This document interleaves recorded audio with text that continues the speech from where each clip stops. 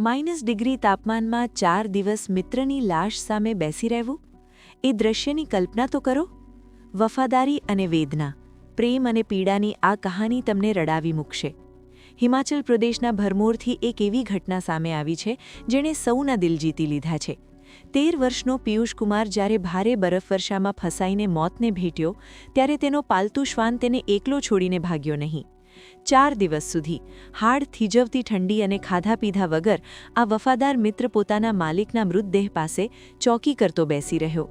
ઘટનાની વિગત અનુસાર પિયુષ તેના પિતરાઈભાઈ વિકસિત રાણા અને આ શ્વાન સાથે ભરમાણી માતાના મંદિરે રીલ્સ બનાવવા માટે હાઇકિંગ પર ગયા હતા. 23 જાન્યુઆરીથી બંને યુવાનો લાપતા થયા હતા. આર્મીના હેલિકોપ્ટર અને ડ્રોનની મદદથી સઘન સર્ચ ઓપરેશન હાથ ધર્યા બાદ જ્યારે રેસ્ક્યુ ટીમ લોકેશન પર પહોંચી ત્યારે તેઓ પણ દંગ રહી ગયા.